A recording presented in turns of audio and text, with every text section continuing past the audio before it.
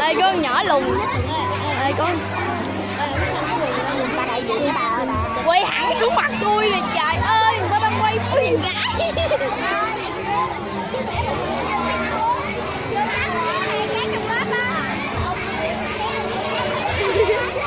Nóng cười quá à.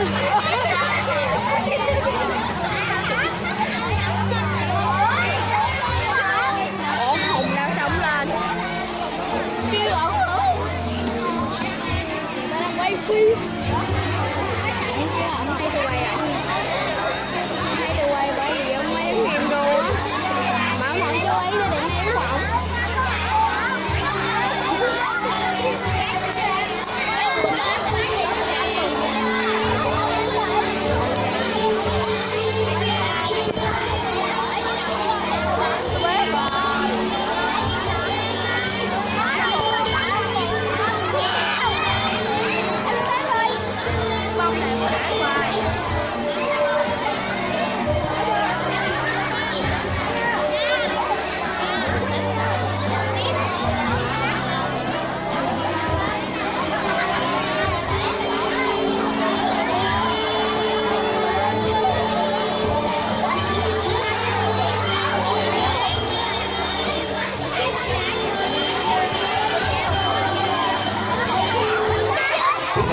Lắng nghe những gì của các lớp tranh thủ vào với nhau. Những gì của trò chơi tiếp theo xin mời lớp một bên. Năm bé ông Hùng lên, ông Hùng lên rồi, năm bé ông Hùng lên rồi. Trên lớp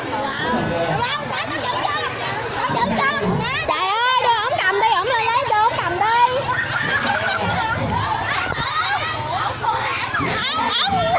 Ông Hùng biết rồi, hồi nãy tôi nghe gài rồi. Tôi cũng rất là phát sốc khi thầy chọn ông Hùng. Đúng rồi, ổng còn tệ hơn ông Tùng rất là nhiều.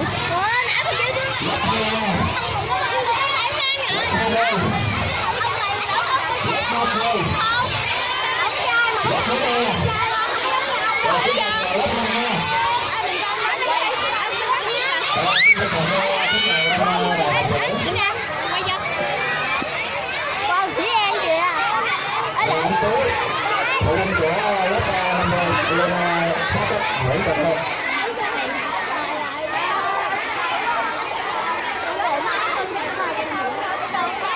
Không thấy người ta đứng trời.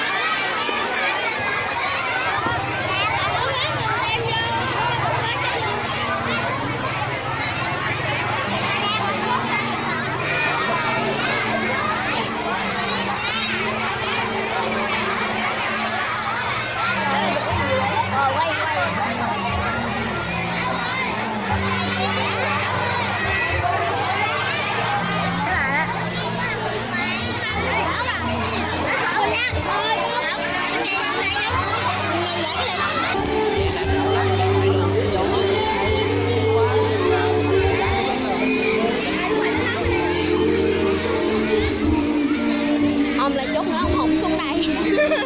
Ông không biết nào không đi luôn. Quay khán giả.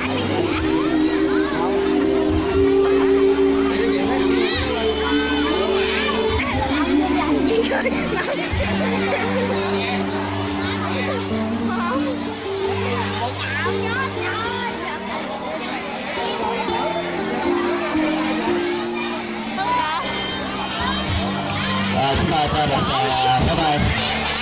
Đi các bạn ống ngon. Con thấy Xin chào là anh Tú.